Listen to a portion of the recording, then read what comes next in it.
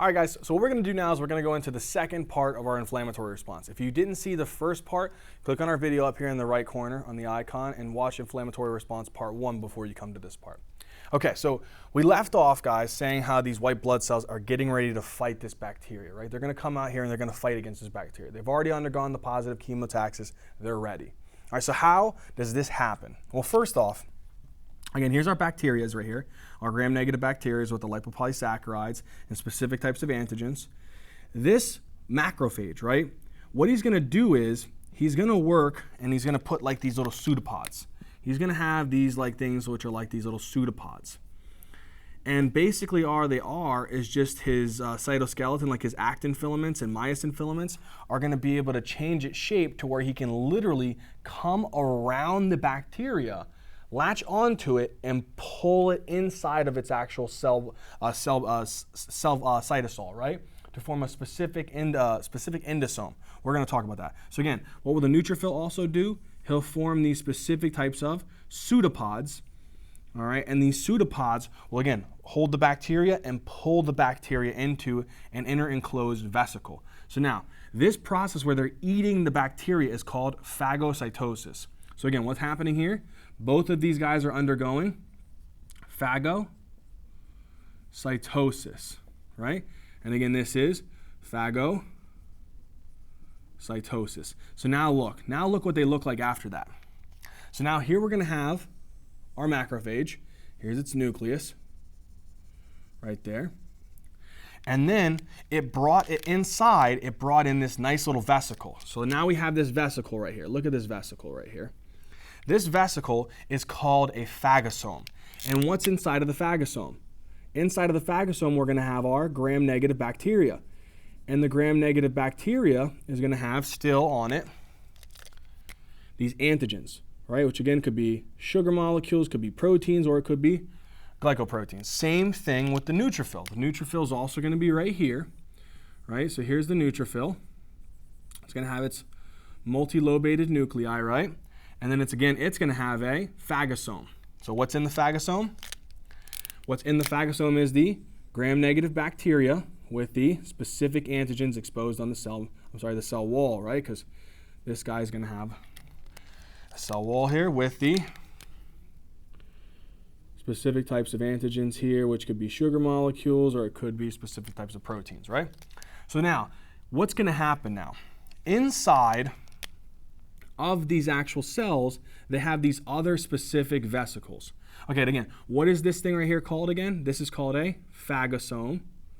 It's just a vesicle containing the actual bacteria within it, right? So again, this is called a phagosome. But then it has these other vesicles, which consist of specific types of hydrolytic enzymes. So you see these green molecules here? These green molecules are called this is actually a lysosome, but it has specific hydrolytic enzymes present within it. So what is this called here? This molecule with these green things in it is called lysosome, which has specific types of hydrolytic enzymes which are going to break down this bacteria cell wall and a whole bunch of its peptidoglycans and a lot of its intercell structures, right? So now, again, what is this molecule here with the green? This is called a lysosome. And then this is again called a lysosome. What happens is these two membranes are going to fuse together. So look, that lysosome is going to fuse with the phagosome, and this lysosome is going to fuse with the phagosome. Then look what happens. So after there's fusion of the phagosome with the lysosome, now look what we have here. Now again, we have the monocyte with its nucleus. And again, inside of it, it's actually going to have the lysosomes have combined. And what do the lysosomes start doing now? Look what the lysosomes do. So let's actually draw a little vesicle here, a little bubbled vesicle, like this. So again, what is this guy right here? This is our neutrophil, all right, with its nuclei in here. And then here's the big vesicle here. All right. So now, the hydrolytic enzymes from the lysosome are released, right? Hydrolytic enzymes over here are released. What are these hydrolytic enzymes going to do? Well, remember you had the bacteria, right? So here's our gram-negative bacteria. And then here's our gram-negative bacteria. And what's on these gram-negative bacteria again? They have those antigens. The reason why I keep mentioning these antigens is because they're extremely, extremely important. We'll see why in a second. Okay? So here again, it's got these antigens. What does the lysosomes do? They start breaking down the cell wall and a lot of the inner cell structures, right? So look, it starts breaking down the cell wall and a lot of the inner cell structures. Once it does that, now what is this whole thing right here called whenever these two lysosome and the phagosome fuse? This right here is called this whole thing right here is called a phagolysosome. So again, what do we have in order here? Let's hit them in order one more time. First thing that we form is phagosome. Then the phagosome combines with the lysosome. And when the phagosome and the lysosome combine, we have a phagolysosome. And what's the overall result? Destruction of the bacterial cell wall or the fungi cell wall or whatever the pathogen might be. Viral, fungal, parasitic, bacterial, whatever. It's going to destroy all of the actual cell walls, all of the other materials, and only leave with it at the end what's going to be left? The antigens, those red molecules that I keep drawing. So again, here's our macrophage. There's his nucleus right here. Here's that phagolysosome. Here's our neutrophil. Here's its nucleus. Multilobated nuclei, right? And again, it's going to have its phagolysosome. And what's left over now? The only thing left over on this guy is going to be the antigens. All the other bacterial substances or viral substances, all of those are gone, right? The only thing that's left over inside of this phagolysosome is the antigens. Why is that important? Okay, here's what we're getting ready to head into the specific type of immunity. We're going to talk about it in more detail in a second in a couple more videos. For right now, we're just going to do a little bit of depth, nothing crazy, okay? We're going to talk about it in more detail. All right, first off, the neutrophil. These antigens right here, we want to be able to get rid of these antigens. He doesn't like taking, there's what's called antigen presenting cells. Let me write this down. Antigen presenting cells. And there are three types. One is what's called our B cells, our B lymphocytes. Second one is our macrophages. And the third one is dendritic cells. And what do I mean by antigen presenting cells?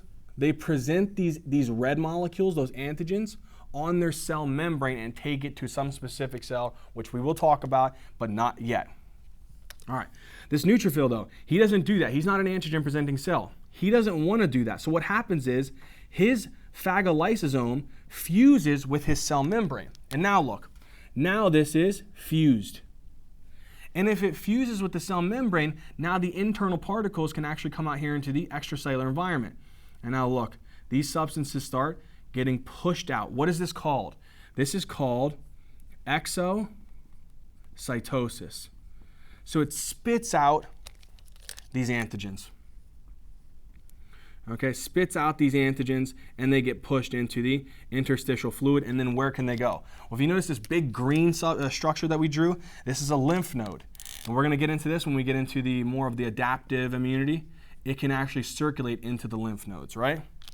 We'll get into that in more detail later, but know that. What does the neutrophil do? It releases these antigens out by exocytosis, and we'll talk about what happens to those antigens in future videos, right? Next thing. One other thing I want to mention before I go here. If you remember in leukapheresis, we talked a little bit about neutrophils. I want to show something else here real quickly with neutrophils. It's very interesting. You see how this neutrophil, it used these lysosomes to try to break down the bacteria and kill it? Sometimes there can be very, very intense bacteria that are hard to break down with just necessary lysosomes. We need to do more. Sometimes it might actually even require that the neutrophil sacrifice himself. How does it do that? If you remember, neutrophils have the capability of taking oxygen, converting it into superoxide anions.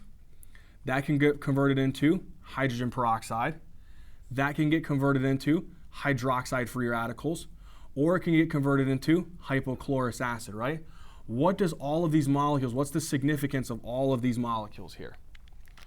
All of these molecules are free radicals. They're called free radicals.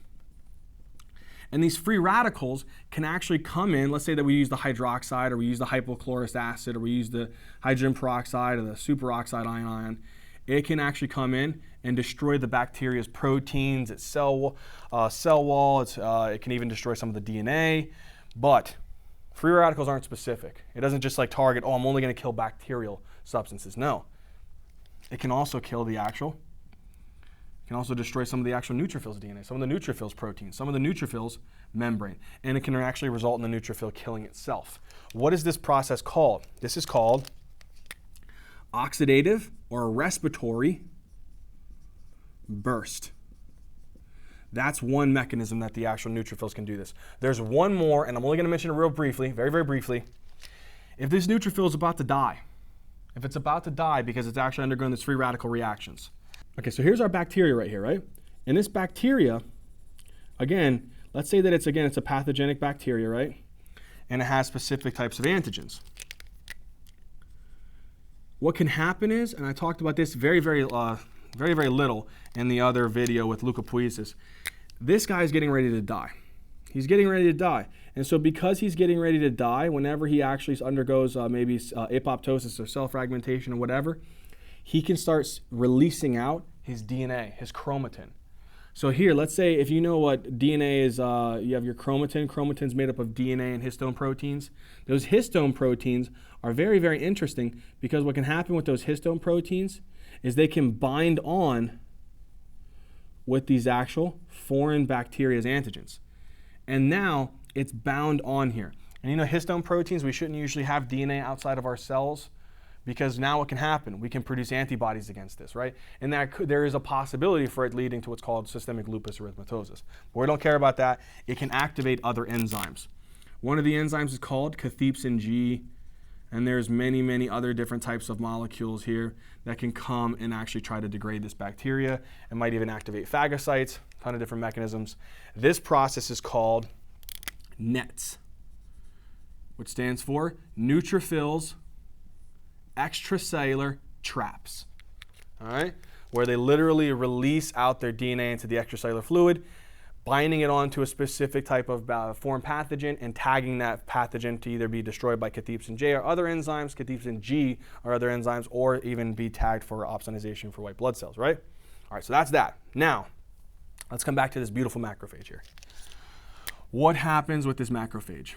Now, macrophages, I already mentioned up above that they're antigen-presenting cells. What does that mean? That means that they can present this antigen on the cell membrane. How do they do that? This sucker right here has in its DNA on chromosome number 6. On chromosome number 6, there's a specific gene sequence. Specific gene sequence right here. Let's say here it is. And this gene sequence is responsible for producing proteins. And these proteins, there's what's called recombination, where the DNA within this area can actually shuffle around and produce different types of protein fragments. So let's say, for example, let's say that there's 3 different types of antigens right here: circular, square, and triangular. The first MHC molecule, I kind of already gave you what it is actually going to be produced, and it's going to be able to be specific to fit that antigen, right? So it'll actually look like this, right? The other MHC molecule, if it's specific to this antigen, will look like this. And the other MHC molecule will look like this.